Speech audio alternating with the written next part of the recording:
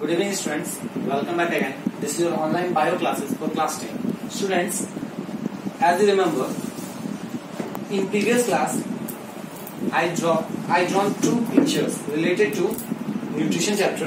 The first one was internal structure of leaf and the second one was stomatal pores, that means opening and closing of stomata. Regarding these figures, I am explaining all these things. We know that stomatal pores are gateway for deoxidized air. हम लोगों को पता है कि जो stomatal pore, that means stomata जो होते हैं वो CO2 वाले एयर का गेटवे होते हैं.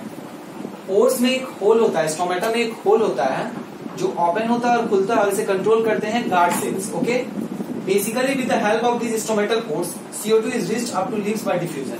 इन्हीं स्टोमेटल पोर्स की हेल्प से ये जो CO2 गैस है वो डिफ्यूजन प्रोसेस के थ्रू लीव्स तक पहुंचता है फूड बनाने के लिए. These pores are medium of gases exchange. ये pores ही gases exchange के मीडियम होते हैं. That means CO2 का अंदर जाना, O2 का बाहर निकालना. Opening and closing of stomata depends on cell turgidity. तो जो stomatal pore है जो हम लोगों ने फिगर देखा था उसका खुलना और बंद होना ये डिपेंड करता है सेल टर्जिडिटी पर. सेल कितना टर्जिड है, बिकॉज जब ये पोर्स अधिक वाटर को एब्जॉर्ब कर लेते हैं तो गार्ड सेल में एक स्ट्रेच होता है. गार्ड सेल स्ट्रेच करते हैं और स्ट्रेच करने से क्या होता है, वो जो स्टोमेटल पोर है वो खुल जाता है और जैसे ही स्टोमेटल पोर्स खुलता है वो जो अंदर का एक्सेस वाटर है वो बाहर निकल जाता है और वापस से जैसे ही एक्सेस वाटर बाहर निकलता है धीरे धीरे गार्ड सेल्स क्या होते हैं, रिलैक्स होने लगते हैं. जब गार्ड सेल रिलैक्स होते हैं तो वापस से वो आकर दोनों बिल्कुल सट जाते हैं, अटैच हो जाते हैं, जिससे क्या होता है स्टोमेटल पोर क्लोज हो जाता है. So when pores absorb more water it swells and opens and water moves outside and after releasing excess water it closes down. फिर वो बंद हो जाता है. So that was all from nutrition in plants. हम लोगों ने स्टोमेटल पोर्स भी देख लिया. Now we talk about nutrition in animals. If you talk about nutrition in animals, हम लोगों ने लर्न किया है कि प्लांट्स जो होते हैं वो ऑटोट्रॉपिक ऑर्गेनिज्म है. क्यों? क्योंकि वो फूड प्रोड्यूसर होते हैं, फूड को प्रोड्यूस करते हैं. But this is not so in the case of animals. लेकिन एनिमल्स में ऐसा नहीं होता है. Different animals have different food habits. अलग अलग एनिमल्स की फूड हैबिट भी अलग अलग होती है. On the basis of food habits animals are divided into 3 groups. So students, जैसा कि मैंने आपको बताया कि फूड हैबिट्स के बेसिस पर एनिमल्स को 3 कैटेगरीज में कैटेगराइज किया गया है. हर्बीवोर्स जो केवल प्लांट्स को खाते हैं, कार्निवोर्स जो केवल फ्लैश खाते हैं, दैट मीन्स एनिमल्स को खाते हैं, एंड ऑम्निवोर्स जो प्लांट्स और एनिमल्स दोनों को खाते हैं. तो चूंकि बात हो रही है nutrition in animals nutrition is carried away by 5 steps. The first one is ingestion. Ingestion means what? Taking food into the body. That means हम लोग फूड अंदर लेते हैं. Digestion, food is broken down into smaller molecules. जो food है उसको smaller molecules में जब हम लोग कन्वर्ट करते हैं. Third one absorption. Digested food passes through intestinal walls into blood stream. Okay. Number 4 assimilation. Absorbed food is taken in by body cells and used for energy. And the last one is egestion. Undigested food is removed from the body. Body cells को बाहर निकाल देते हैं. इस 5 process में animals में nutrition होता है.